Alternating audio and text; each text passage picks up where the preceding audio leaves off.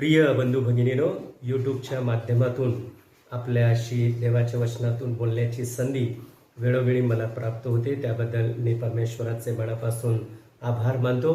आणि आपण ज्या ज्या ठिकाणी आहात त्या त्या ठिकाणी आपल्यासाठी हे वचन आशीर्वादित ठरत आहे, त्याबद्दल देखील परमेश्वराचे मी मनापासून उपकार मानतो. आणि आजच्या या प्रभुवाराच्या निमित्ताने आपण देवाच्या वचनावरती मनन चिंतन करत असता आपण प्रार्थना करू आणि मग आजच्या मननाला आपण सुरुवात करूया. देवा, आम्ही तुझ्याकडे येतो, आम्ही तुझे आभार मानतो, कारण तो आमचा स्वर्गीचा देव आहे, तो आमचा प्रेमळ पिता आहे. या महाकठीण प्रसंगामधून आमची पिढी जात असताना परमेश्वरा, तो आमच्याशी विश्वासू राहत आहे, तो आमची काळजी घेत आहे, तो आमच्यासाठी पुरवठा करतो, तो आमचे रक्षण करतो. त्याबद्दल आम्ही तुझे मनापासून उपकार मानतो. आणि आज देवबापा, आम्ही विशेष प्रकारे जे फ्रंटलाईन कोरोनाचे योद्धे आहेत देवबापा, त्यांच्यासाठी आम्ही प्रार्थना करतो. देवबापा, जे डॉक्टर्स, नर्सेस, पॅरामेडिकल स्टाफ आहे, प्रशासनातील अधिकारी आहेत आणि सर्व कर्मचारी आहेत, स्वच्छता कर्मचारी आहेत. आणि देवबापा, आम्ही प्रार्थना करतो की महानगरपालिकेच्या माध्यमातून जे संजीवनी अभियान राबवलं जात आहे, त्यामध्ये कार्य करणारे लोक आहेत. परमेश्वरा, आम्ही तुझ्याकडे येतो आणि विशेष प्रकारे या सर्वांना प्रभू तुझ्या सामर्थ्याने चालव, त्यांच्या आरोग्याचं तू रक्षण कर. देवबापा, आम्ही प्रार्थना करतो की जे ICU मध्ये क्रिटिकल कंडिशनमध्ये आहेत त्यांच्यासाठी मागतो प्रभू, त्यांना तू स्पर्श कर. जे घरामध्ये आणि वेगवेगळ्या इन्स्टिट्यूशन्समध्ये देवबापा क्वारंटाईन झाले आहेत, त्यांची काळजी घे, त्यांना देवबापा तू चांगलं आरोग्य द्यावं, याकरिता प्रभू तुझं प्रार्थना करीत आहोत. आणि प्रभू, प्रार्थना करतो, आर्थिक संकट आहे देवबापा, शारीरिक संकट आहे, मानसिक संकट आहे, त्याचमुळे देवबापा जे शाळेत शिकणारे आणि वेगवेगळे व्यावसायिक कोर्स करणारे विद्यार्थी आहेत त्यांच्यासाठी देखील सगळी प्रतिकूल परिस्थिती आहे. लवकरात लवकर देवबापा ही महामारी आटोक्यात येऊ दे आणि सगळं काही देवबापा पूर्वपदावरती येऊ दे, अशी देवबापा आम्ही तुझं प्रार्थना करतो. आजच्या दिवशी परमेश्वरा, आम्ही तुझ्या वचनावरती मनन आणि चिंतन करीत असता पवित्र आत्म्याच्या द्वारे तू आम्हाला चालव आणि तू आम्हाशी बोलावं, यासाठी प्रभू तुझं प्रार्थना करतो. येशूच्या नावाने मागतो, आमेन. कोरोनाच्या या महामारीबद्दल वेगवेगळ्या माध्यमातून समीक्षण केलं जात आहे आणि मग आध्यात्मिक दृष्टिकोनातून प्रत्येक धर्मातील लोक या कोरोना महामारीचा एक्सप्लेनेशन किंवा स्पष्टीकरण देण्याचा प्रयत्न करतात. आणि मग आपण पवित्र शास्त्रामधून कोरोनाच्या बाबतीमध्ये जे काही आपण वेगवेगळं स्पष्टीकरण ऐकत आहोत, परंतु आपण असं म्हणतो की ही जी कोरोनाची महामारी आहे त्यामुळे काही गोष्टी त्या ठिकाणी स्पष्ट आपल्याला दिसत आहेत की प्रभू येशू ख्रिस्ताने दुसऱ्या आगमनासंबंधाने जे काही सांगितलं त्यामधील काही गोष्टी आपल्याला घडत असताना दिसत आहेत की शेवटच्या काळामध्ये व्याधी येतील, संकट येतील, आपत्ती येतील आणि विश्वास आढळेल काय. प्रिय बंधू आणि भगिनीनो, या महामारीच्या काळामध्ये मानसिकदृष्ट्या लोक त्रस्त झाले आहेत, आर्थिक संकटामुळे लोक नैराश्यामध्ये आहेत आणि लोक अस्वस्थ आहेत, निराश आहेत, गोंधळलेलं आहे. मनुष्याचं जीवन अनिश्चित आहे, अगदी अस्पष्ट आहे.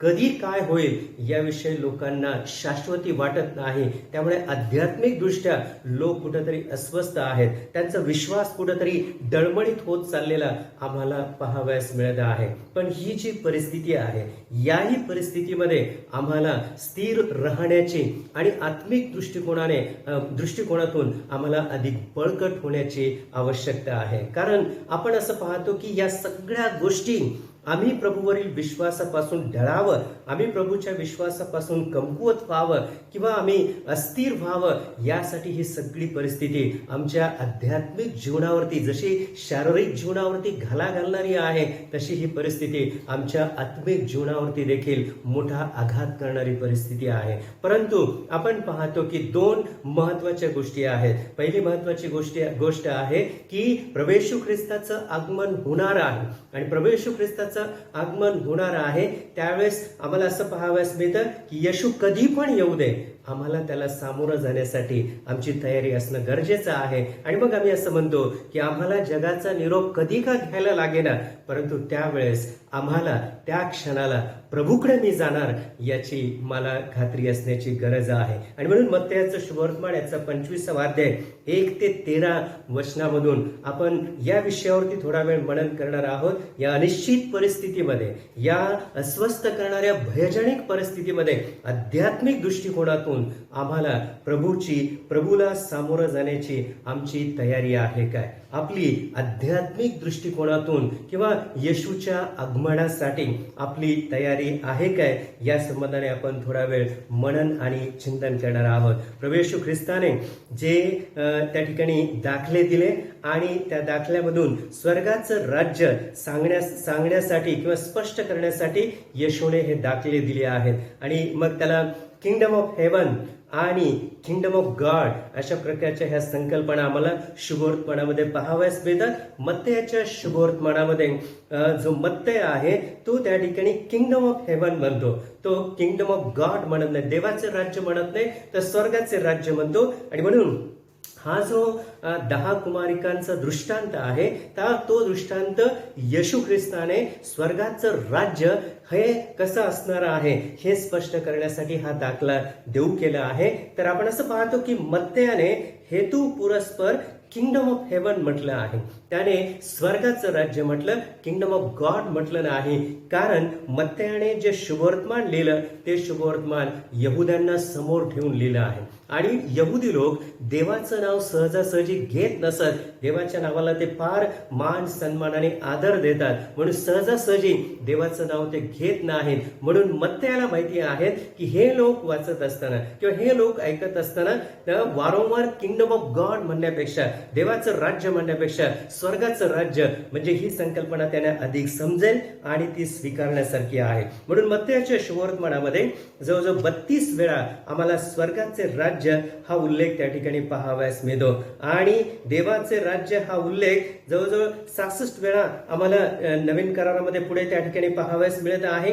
मार्काच्या शुभवर्तमानामध्ये 46 वेळा आम्हाला त्या ठिकाणी पाहावयास मिळतं. मत्तयाच्या शुभवर्तमानामध्ये फक्त 4च वेळेस आम्हाला मत्तयाने हा शब्द वापरलेला दिसतो, पण मोठ्या प्रमाणामध्ये त्याने किंगडम ऑफ हेवन किंवा स्वर्गाचे राज्य हा शब्द प्रयोग केल्याचा आम्हाला पाहावयास मिळत आहे. मत्तयाने स्वर्गाचं राज्य आणि मार्क लूक याने देवाचे राज्य, कारण स्वर्गाचं राज्य किंवा देवाचं राज्य हे येशू ख्रिस्ताच्या सेवेच्या केंद्रस्थानी आहे. कारण येशू या जगात आला तो स्वर्गाच्या राज्याबद्दल शिकवण्यासाठी, सांगण्यासाठी आणि लोकांना तयार करण्यासाठी आला. म्हणून मत्ते 3:2 मध्ये म्हटले, योहानाने म्हटले, पश्चाताप करा कारण स्वर्गाचे राज्य जवळ आले आहे. आणि योहानाने त्या ठिकाणी स्वर्गाचे राज्य असं त्या ठिकाणी म्हटलं मत्ते 3:2 मध्ये. त्यानंतर 4:17 मध्ये येशू तेच म्हणाला, पश्चाताप करा.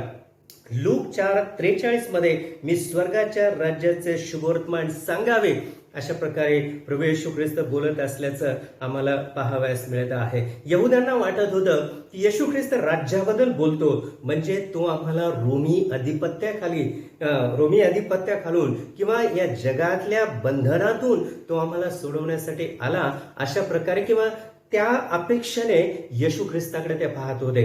त्या अपेक्षेने येशू जेव्हा राज्याबद्दल बोलत असे त्यावेळेस त्यांना त्या राज्याबद्दल किंवा जगिक राज्याबद्दल त्यांना वाटत होते.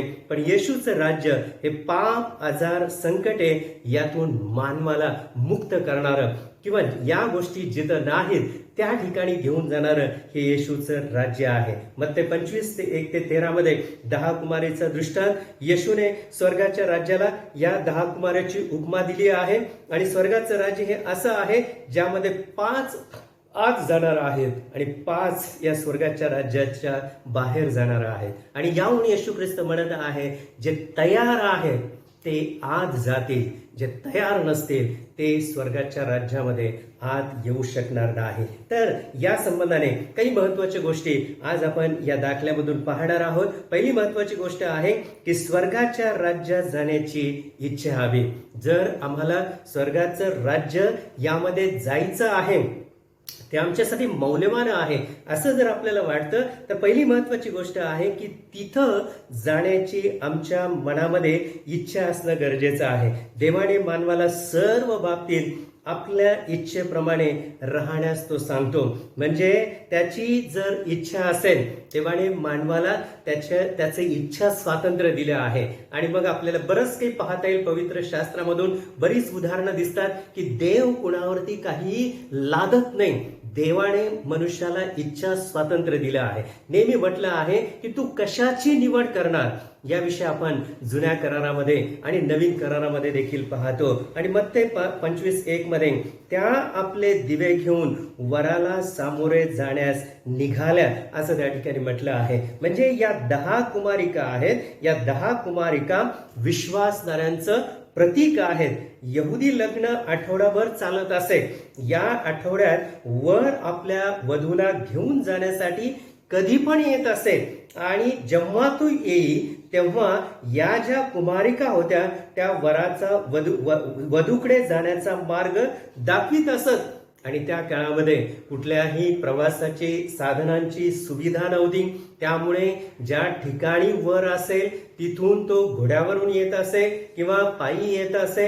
आणि मग गावामध्ये येईपर्यंत जर त्याला अंधार झाला तर त्या अंधारामधून त्या वधूच्या घरापर्यंत घेऊन जाण्याचं काम या कुमारिकांना किंवा या ज्या कुमारिका आहेत त्यांना ते काम करावं लागत असे. ती जबाबदारी त्यांच्यामध्ये असे. आणि यहुदी विवाहामध्ये अशी परंपरा असे की दोघांचे लग्न ठरल्यानंतर वर स्वतःसाठी घराची दुरुस्ती करत असे किंवा घराची सजावट करत असे. त्यामुळे लग्न ठरल्यानंतर तो त्या घराची तयारी झाल्यानंतर तो आपल्या वधूला घेऊन येण्यासाठी वधूच्या घरी जात असे. त्यामुळे लग्न ठरल्यानंतर ते लग्न होईपर्यंत हा काही कालावधी जात असे. त्यामुळे अनिश्चित असायचं, कधी वर येईल माहिती नाही. त्याची तयारी झाली की तो वधूला घेऊन जाण्यासाठी येत असे. आणि मग जेव्हा लग्न ठरलेलं असे तिथपासून तो वर येईपर्यंत या ज्या कुमारिका आहेत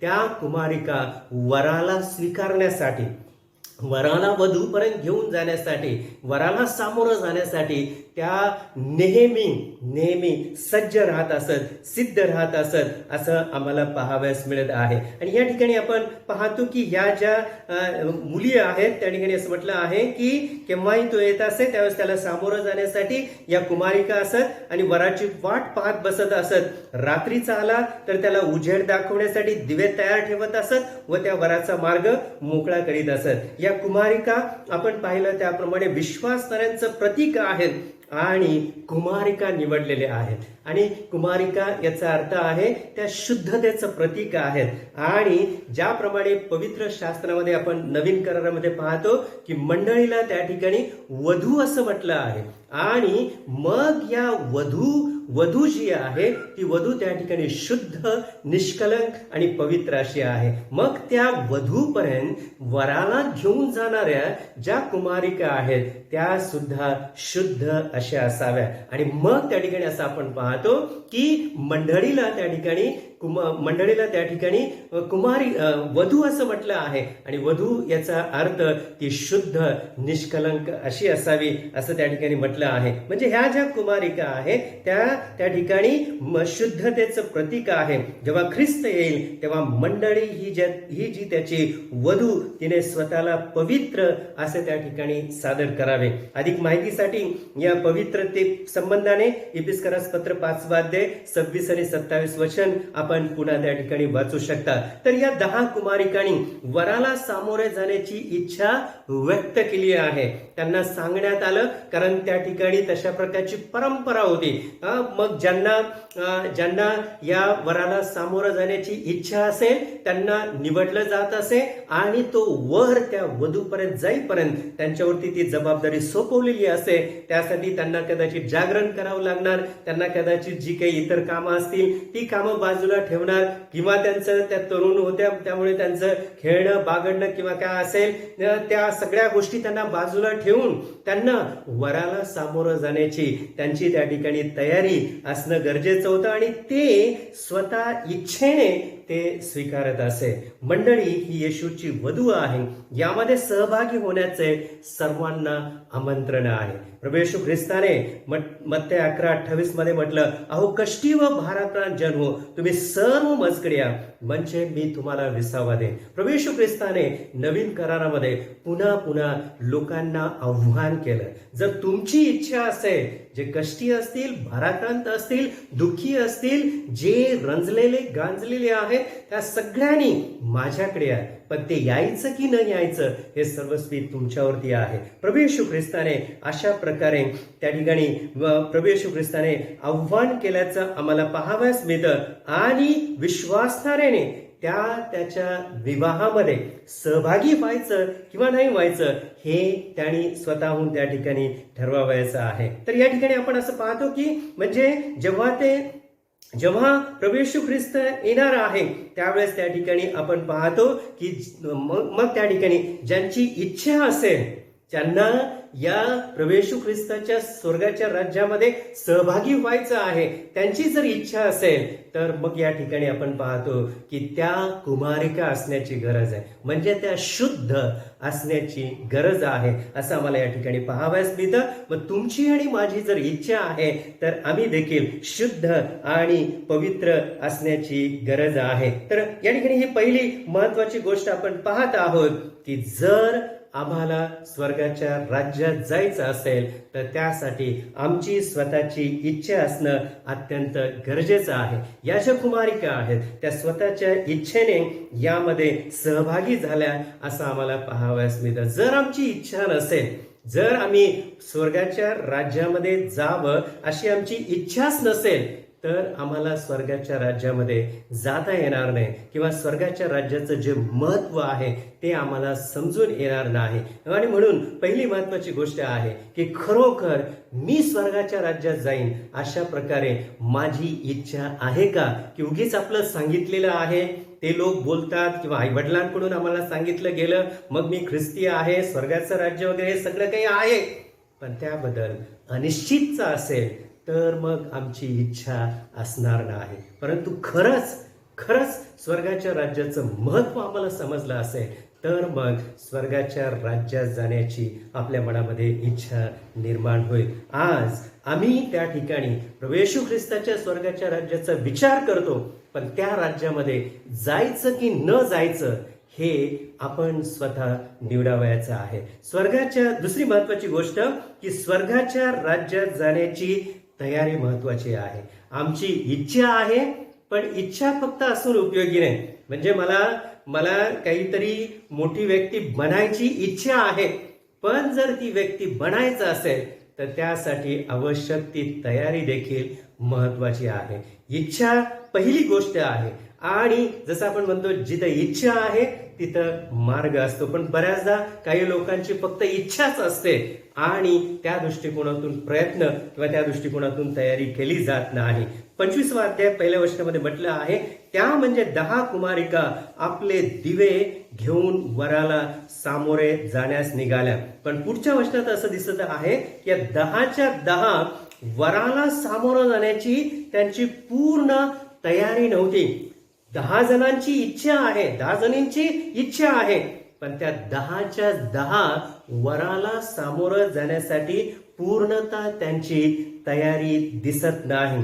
लग्न कधी आपण लग्नामध्ये पाहतो की बऱ्याचदा सगळी गडबड असते आणि जरी गडबड असले तरी सुद्धा जोपर्यंत पूर्ण तयारी होत नाही तोपर्यंत नवरा किंवा नवरी विवाहासाठी ते मंदिरात येत नाहीत किंवा पुढे वेदीजवळ येत नाहीत. कधी आपण पाहतो की सगळे वराडी मंडळी आलेली असते, आमंत्रित आलेले असतात आणि नवरा मुलगा पण समोर येऊन थांबलेला असतो, पण नवरी मुलगी अजून या वयाची असते आणि मग निरोप पाठवला जातो की तयारी झाली का नवरीची. आणि मग ज्या वेळेस नवरीची पूर्ण तयारी होते त्याच वेळेस ती आपल्या वराला सामोरं जाण्यासाठी येते आणि मग ज्या वेळेस तिची पूर्ण तयारी होते त्याच वेळेस ती वराला सामोरं जाण्यासाठी त्या ठिकाणी येत असते. म्हणजे तयारी हा अत्यंत महत्वाचा भाग आहे. मग जर आपण या ठिकाणी पाहिलं तर आपल्याला असं दिसत आहे की या 10 कुमारिका आहेत आणि मग यामध्ये दुसऱ्या वचनामध्ये असं दिसत आहे त्यात 5 मूर्ख होत्या आणि 5 शहाण्या होत्या. आणि त्यांना मूर्ख का म्हटलं आहे? कारण मूर्ख कुमारीने आपले दिवे घेतले पण आपणाबरोबर तेल घेतले नव्हते.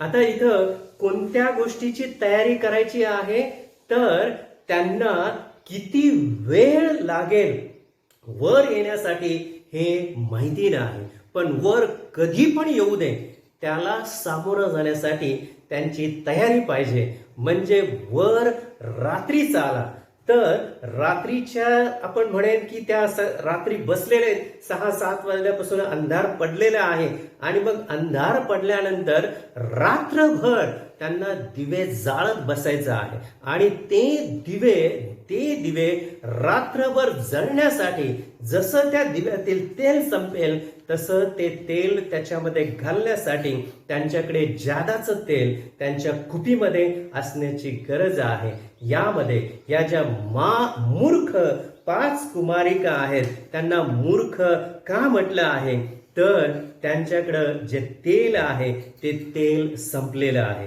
आता या ठिकाणी प्रथम आपण त्या ठिकाणी पाहूया की ज्या शहाण्याने आपले दिवे घेतले व भांड्यात तेलही घेतले. या ज्या शहाण्या आहेत त्यांनी आपले दिवे घेतले पण त्यांना माहिती होतं की दिव्याबरोबर आपल्या दिव्याचे तेल आहे ते अधिक काळ नाही चालणार, ते संपणार. म्हणून त्यांनी जादाच आवश्यक तेव्हा वापरण्यासाठी तेल घेतलेलं होतं. जेव्हा तेल संपत होतं त्यावेळेस आपल्या सोबतच्या कुपीतील तेल त्या दिव्यामध्ये घालत होत्या आणि ते दिवे सातत्याने ठेवत होत्या. म्हणून त्यांना शहाण्या म्हटलं आहे. म्हणून त्यांना पूर्ण सिद्धता असणाऱ्या, पूर्ण तयारी असणाऱ्या असं त्या कुमारिकांना म्हटल्याचं आम्हाला पाहावयास मिळतं. आणि त्यानंतर आपण असं पाहतो की या ठिकाणी मूर्ख कुमारिका आहेत आणि ह्या ज्या मूर्ख कुमारिका आहेत, इच्छा त्यांना झाली आपण वराला सामोरं जायला पाहिजे पण तयारीच्या दृष्टिकोनातून त्यांनी गांभीर्याने विचारच केला नाही. आपण जायचं आहे, गडबडीत आपले दिवे घेतले आणि त्याच्यात जेवढं काही तेल होतं तेवढं ते दिव्याच्या वाती पेटवल्या आणि वराला सामोरं जाण्यासाठी गेल्या. 1 तास झाला, 2 तास झाले, कदाचित 4-5 तास झाले पण वर काही येईना आणि त्यांच्या दिव्यातलं तेल हळूहळू संपू लागलं. वाती मिनमिनत्या होऊ लागल्या आणि आता त्या विझणार अशा प्रकारची परिस्थिती निर्माण झाली. आणि इथं असं म्हटलं आहे की या ज्या मूर्ख 5 कुमारिका आहेत त्या नामधारी ख्रिस्ती व्यक्तीचं प्रतीक आहेत. आता नामधारी ख्रिस्ती व्यक्ती म्हणजे काय तर फक्त नावाचे ख्रिस्ती. पण ख्रिस्त काय आहे, येशू कशासाठी जन्मला, येशूचा आणि आपला काय संबंध आहे किंवा त्याला आपण का स्वीकारलं पाहिजे, पापक्षमा काय, तारण काय, सार्वकालिक जीवन काय किंवा समर्पण किंवा प्रार्थना, शास्त्रवाचन, या सगळ्या गोष्टीबद्दल कुठल्याही प्रकारचं गांभीर्य नाही. आई वडील आपले ख्रिस्ती आहेत आणि मग आजी आजोबा ख्रिस्ती आहेत, त्यांनी आम्हाला सांगितलं चर्चला जायला पाहिजे, संडे स्कूलला जायला पाहिजे किंवा इतर ऍक्टिव्हिटीज मध्ये भाग घेतला पाहिजे. म्हणजे हे जे सगळं एक्सटर्नली किंवा बाह्य दृष्टिकोनातून आहे ते सर्व आहे पण अंतःकरणाशी त्याचा काहीच संबंध नाही.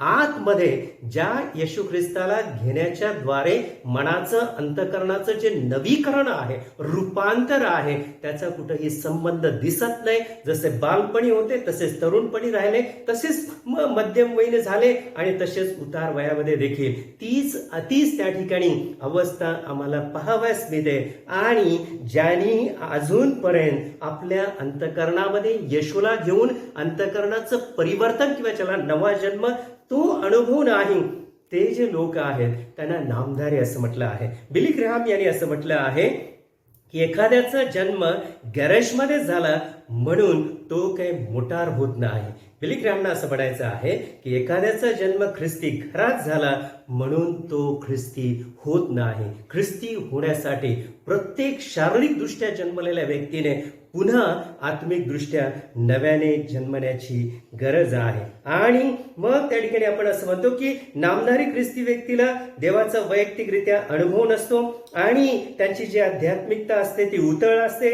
त्यानंतर तडजोडीचं जीवन असतं. जेव्हा जिथं सोयीच्या ठिकाणी तडजोड करण्यासाठी ती व्यक्ती फ्लेक्झिबल असते.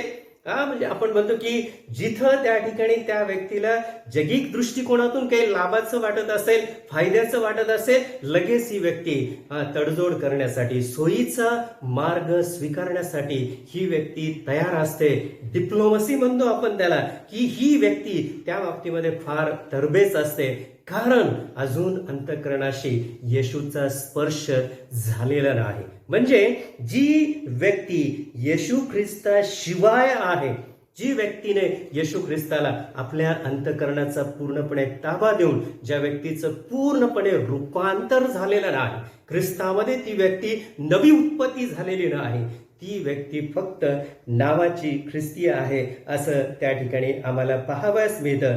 आणि आम्ही पाहतो की ह्या ज्या 5 मूर्ख कुमारिका आहेत, त्या 5 मूर्ख कुमारिका या नामधारी ख्रिस्ती व्यक्तीचं प्रतीक आहेत. इच्छा आहे ख्रिस्ती म्हणून जगण्याची, परंतु आध्यात्मिक दृष्टिकोनातून जी तयारी करायला पाहिजे त्या तयारीच्या बाबतीमध्ये कोणत्याही प्रकारची गंभीरता त्या ठिकाणी पाहावयास मिळत नाही. आणि इथं आम्ही पाहतो की वराला यायला विलंब लागला आणि मग वराला यायला विलंब लागला त्यावेळेस त्या ठिकाणी म्हटलं, मूर्खाने शहाण्यास म्हटले, तुम्ही आम्हास तुमच्या तेलातून काही द्या, कारण आमचे दिवे जाऊ लागलेत. याचे दिवे चाललेत. याने जिथं तेल मिळते तिथं जाण्याऐवजी शहाण्यानी कष्ट करून किंवा जे काही शहाण्यानी मिळवलेलं आहे त्यातूनच घेण्याचा त्यांनी प्रयत्न करत आहेत. म्हणजे या ज्या मूर्ख 5 कुमारिका आहेत त्या आम्हाला पाहाव्यास मिळतं की त्यांची तयारीच्या बाबतीमध्ये त्यांच्यामध्ये उत्साह दिसत नाही, तर त्या आळशी पण दिसत आहेत. आळशी म्हणजे का, तर ज्यावेळेस दिव्यातील तेल संपत आहे असं वाटलं त्यावेळेस जिथं तेल मिळतं त्या ठिकाणी त्यांनी जाण्याच्या दृष्टिकोनातून प्रयत्न करायला पाहिजे. पण शॉर्टकट म्हणतो ना आपण, आता यांच्याकडे जादाचं तेल आहे तर आपण त्यांच्याकडचंच घेऊया ना. आणि या ज्या मूर्ख कुमारिका आहेत त्यांना ज्या शहाण्याने पूर्ण तयारीनिशी आल्या होत्या त्यांना देखील त्यांचंही तेल तिथल्या तिथं संपून त्यांना जणू काय आपल्याच पंक्तीला बसवण्याचा यांचा माणूस त्या ठिकाणी दिसत आहे. आणि म्हणून आम्ही पाहतो की परंतु ह्या शहाण्या होत्या, त्या ठिकाणी म्हणत आहेत की आमच्याकडे जादाचं तेल नाही, जिथं मिळतं तिथून तुम्ही घेऊन या. या ज्या शहाण्या आहेत त्यांनी पूर्णपणे तयारी केली आहे. त्यामुळे त्यांच्या शहाणपणातून त्यांना त्या ठिकाणी विचलित करण्याचा प्रयत्न जरी झाला तरी त्या आपल्या तयारीच्या बाबतीमध्ये विचलित झाल्या नाही किंवा अस्थिर झाल्या नाही, तर त्या स्वर्गाच्या किंवा त्या ठिकाणी वराला सामोरं जाण्यासाठी त्यांची जी तयारी आहे त्या तयारीच्या बाबतीमध्ये पूर्ण तयारीनिशी होत्या असं आम्हाला या ठिकाणी पाहावयास मिळत आहे. प्रिय बंधू आणि भगिनींनो, कधी कधी या नामधारी ख्रिस्ती लोकांकडून जे विश्वासामध्ये स्थिर आहेत, मुळावलेले आहेत, जे आध्यात्मिक दृष्ट्या तयारीनिशी आहेत, त्यांना हलवण्याचा, त्यांना अस्वस्थ करण्याचा, त्यांना अस्थिर करण्याचा वेळोवेळी त्या ठिकाणी प्रयत्न झाल्याचं आम्हाला पाहावयास मिळत आहे. पण खरंच जे विश्वासामध्ये मजबूत आहेत ते या गोष्टीवरती देखील विजय मिळवत असताना आम्हाला पाहावयास मिळतं. किंबहुना त्या लोकांनी आपल्याला अस्थिर करणाऱ्या ज्या गोष्टी असतील त्यावरती विजय मिळवण्याची त्यांची तयारी असणं अत्यंत गरजेचं आहे. मग या ठिकाणी आम्हाला पाहावयास मिळतं की या ज्या शहाण्या 5 कुमारिका आहेत त्या खऱ्या ख्रिस्ती व्यक्तीचं प्रतीक आहेत. सर्व तयारीनिशी प्रभूला सामोरं जाण्याच्या दृष्टिकोनातून ते सिद्ध असतात. या ज्या मूर्ख 5 कुमारिका आहेत त्या नामधारी ख्रिस्ती व्यक्तीचं प्रतीक आहेत, कारण त्या स्वतः अस्थिर आहेत आणि तयारीबाबत गंभीर नाहीत. तयारीच्या बाबतीमध्ये कुठल्याही प्रकारे त्यांच्यामध्ये तत्परता किंवा हुशारी आम्हाला पाहावयास मिळत नाही. पण या ज्या शहाण्या 5 कुमारिका आहेत त्या खऱ्या विश्वासणाऱ्यांचं प्रतीक आहेत, कारण त्या ठिकाणी पुढं असं म्हटलंय की त्यांचे दिवे तेवत होते. आणि दिवे तेवणं म्हणजे पवित्र शास्त्रामध्ये आपण पाहतो की जो अग्नी आहे त्याला पवित्र आत्म्याचं प्रतीक त्या ठिकाणी मांडलं आहे. म्हणजे तेवत राहणं म्हणजे पवित्र आत्म्यामध्ये त्या ठिकाणी पवित्र आत्म्यामध्ये त्या ठिकाणी जळत राहणं, किंवा जळत राहणं म्हणण्यापेक्षा पवित्र आत्म्याच्या द्वारे जीवन जगत राहणं. अशा प्रकारे या ठिकाणी शहाण्या 5 कुमारिकांच्या बाबतीमध्ये आम्हाला म्हणता येईल. आणि जे खरे ख्रिस्ती लोक आहेत, जे खरे विश्वासणारे आहेत, जे खऱ्या अर्थाने पूर्ण तयारीनिशी प्रभूला सामोरं जाण्यासाठी तत्पर आहेत, त्यांच्या बाबतीत आम्हाला असंच म्हणता येईल की ते पवित्र आत्म्यामध्ये सतत त्या ठिकाणी तेवत राहतात. कधी पण प्रभू येऊ दे, कधी पण माझ्यावर प्रसंग येऊ दे, प्रभूला सामोरं जाण्यासाठी माझी आत्मिक दृष्टिकोनातून तयारी आहे. आणि आम्ही मग पाहतो की ज्यांची तयारी होती त्याच्याबरोबर त्या वराबरोबर आत लग्नास गेल्या आणि दार बंद झाले. त्या दाखल्यामध्ये आपण पुढे पाहतो की या मूर्ख आता ऐन वेळेला तेल आणण्यासाठी गेल्या, तोपर्यंत वर आला आणि ज्या तयार होत्या त्यांना तो आत घेऊन गेला. नंतर या आल्या आणि आल्यानंतर आपण पाहतो की दार ठोठावू लागल्या, परंतु आतून आवाज आला की मी तुम्हाला ओळखत नाही, माझा आणि तुमचा काही एक संबंध नाही. प्रगटीकरण 19 मध्ये कोकऱ्याचे लग्न आहे. तिथे लग्नाच्या मेजवानीचे आमंत्रण असणारे धन्य. कोणाला आमंत्रण होतं? जे तयार होते त्यांना वराबरोबर भोजन करण्याची, वराबरोबर सहभागी होण्याची त्यांची त्या ठिकाणी त्यांना संधी प्राप्त झाल्याचं आम्हाला पाहावयास मिळत आहे. प्रिय बंधू आणि भगिनीनो, आम्ही सर्वजण घाबरले आहोत, आम्ही सर्वजण अस्वस्थ आहोत, आम्ही सर्वजण निराशेमध्ये वाटचाल करत आहोत. कारण ही जी महामारी आहे त्या महामारीने सर्व स्तरावर तिचा भयंकर परिणाम झाला आहे. पण विश्वासणारे या नात्याने आम्ही या महामारीकडे पाहत असताना आम्ही कोणत्या दृष्टिकोनातून पाहण्याची गरज आहे? या ठिकाणी आपल्याला हेच म्हणता येईल की या ज्या दोन ज्या प्रकारच्या कुमारिका आहेत, पहिल्या ज्या शहाण्या कुमारिका आहेत त्या खऱ्या विश्वासणाऱ्यांचं प्रतीक आहे. काही होऊ दे, त्या सगळ्या परिस्थितीला सामोरं जाण्यासाठी आमची तयारी आहे. पण ज्या मूर्ख आहेत त्या मात्र त्या तयारीनिशी आल्या नव्हत्या आणि त्यामुळे ज्यावेळेस परिस्थिती आली त्यावेळेस त्यांना त्या परिस्थितीवर मात करणं शक्य झालं नाही. आज प्रिय बंधू आणि भगिनीनो, आपण या दाखल्यातून ऐकत असता आम्हाला प्रभूला सामोरं जाण्याची आमची तयारी आहे काय? खरंच आमची इच्छा आहे काय? आणि जर इच्छा आहे तर आम्हाला त्या ठिकाणी जाण्यासाठी तयार असण्याची गरज आहे. प्रिय बंधू आणि भगिनीनो, सार्वकालिक जीवन ही कपोकल्पित कहाणी नाही. सार्वकालिक जीवन ही सत्यता आहे. आम्ही असं म्हणू शकत नाही शास्त्रात लिहिलंय, कुणी पाहिलं, कुणी अनुभवलं. कधी कधी बऱ्याचदा हा विचार अप्रत्यक्षरित्या आमच्या आचरणातून प्रगट होतो. बऱ्याचदा ख्रिस्ती लोकांच्या आचरणातून हे प्रगट होतं. स्वर्गाचं राज्य किंवा तारण वगैरे हे असं काही नाही. जरी ते बोलून दाखवत नाही तरी त्यांच्या रोजच्या व्यवहारातून ते तसं प्रगट होतं. पण स्वर्गाचं राज्य ही सत्यता आहे आणि ती सत्यता पटवून देण्यासाठी, ती सत्यता मानवाला समजून देण्यासाठीच प्रभू येशू ख्रिस्त या जगात आला. आणि त्याचा येण्याचा तोच उद्देश होता की आम्हाला स्वर्गाचं राज्य प्राप्त व्हावं. येशूचं येणं झालं किंवा आम्हाला या जगाचा निरोप येण्याची वेळ आली, त्या दोन्ही वेळेसाठी आपण आपली पूर्ण तयारी करूया. जे तयार असतील तेच प्रभूसोबत आत जाणार आहेत. प्रभू येशू ख्रिस्ताबरोबर जे आपलं वैयक्तिक नातं आहे ते आपण तपासून पाहूया. खरंच येशू ख्रिस्त हा माझ्या संपूर्ण जीवनाचा स्वामी आहे काय? त्याच्या आत येण्याच्या द्वारे माझ्या संपूर्ण जीवनाचं नवीकरण झालेलं आहे काय? त्या वराला सामोरं जाण्यासाठी माझ्यामध्ये ती शुद्धता, डाग विरहित, सुरकुती विरहित अशा प्रकारचं माझं जीवन आहे काय? ज्यांचं आहे ते तयार आहेत, ते कोणत्याही गोष्टीला घाबरणार नाहीत, मरणाला घाबरणार नाहीत किंवा येशू ख्रिस्ताचं येणं कधी झालं तर त्यावेळेस देखील ते घाबरणार नाहीत. परमेश्वर या वचनाच्या द्वारे आपले सहाय्य करू आणि या कठीण दिवसांमध्ये आम्ही वाटचाल करीत असता आम्हाला सर्व प्रसंगी त्याला सामोरं जाण्यासाठी आपली तयारी असू द्या. प्रार्थना करूया. देवा, आम्ही तुझ्याकडे येतो. आम्ही तुला धन्यवाद देतो, कारण तू आमचा स्वर्गीचा देव आहे. प्रभू येशूला तू यासाठी या जगात पाठवलं की त्याच्याद्वारे आम्ही जे गमावलेलं होतं ते राज्य आम्हाला परत मिळावं. होय प्रभू, आम्ही प्रार्थना करतो, या ज्या शहाण्या 5 कुमारिका आहेत त्यांच्याप्रमाणे तुझ्या आत्म्याच्या द्वारे सतत आम्ही तेवत राहावं प्रभू. ती देवापा ख्रिस्तीपणाची जी ज्योत आहे ती देवापा आमच्यामध्ये तुझ्या आत्म्याच्या द्वारे तेवत राहू दे.